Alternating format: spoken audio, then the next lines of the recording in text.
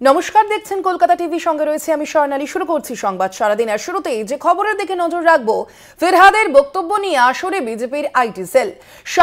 সাম্প্রদায়িক উস্কানি ছড়ানোর অভিযোগ উঠেছে তাদের বিরুদ্ধে। একাধিকবার ভুয়ো খবর ছড়ানোর অভিযোগে অভিযুক্ত এই আইটি সেল। ফিরহাদের সংখ্যাগুরু বক্তব্য নিয়ে ঝড় তুলেছে বিজেপির আইটি সেল। তৃণমূল নেতার মন্তব্যকে সামনে রেখে সাম্প্রদায়িক তাস খেলার চেষ্টা বিজেপির, মনে করছে রাজনৈতিক মহলের একাংশ। একাধিকবার বিজেপি আইটি সেলের ফেক নিউজ নিয়ে নিশানা করেছে তৃণমূল কংগ্রেস। সরব হয়েছেন খোদ তৃণমূল সুপ্রিমো মমতা বন্দ্যোপাধ্যায়। আইটি সেলের বিরুদ্ধে তৃণমূলের অভিযোগ, নানা সময়ে ভিত্তিহীন খবর তৈরি করা হয়েছে, বিভ্রান্তি ছড়ানো হয়েছে, ফেক ভিডিও প্রকাশ করা হয়েছে, সাম্প্রদায়িক উস্কানির চেষ্টা হয়েছে। কোন কোন ইস্যুতে ভুয়ো প্রমাণিত হয়েছে বিজেপির আইটি সেল?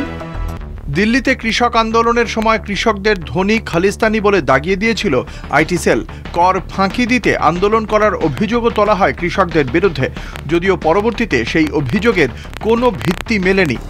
সিএএ লাগুর সময় বাংলাদেশের নানা অশান্তির ভিডিও প্রকাশ করেছিল আইটি সেল, যেগুলি পশ্চিমবাংলার অশান্তি বলে চালানোর চেষ্টা হয়েছিল। কামদুনিতে গণধর্ষণের তত্ত্ব সামনে এনে তৃণমূলের বিরুদ্ধে জোর প্রচার চালায় বিজেপি আইটি সেল। পরবর্তীতে কামদুনিতে গণধর্ষণের কোনো প্রমাণ মেলেনি। সাম্প্রতিককালে বাংলাদেশের অস্থির পরিস্থিতিতে ওপার বাংলার বা বাইরের রাজ্যের ঘটনা তুলে ধরে বাংলার ঘটনা বলে ভুয়ো প্রচার চালানোর অভিযোগ উঠেছে বিজেপি আইটি সেলের বিরুদ্ধে।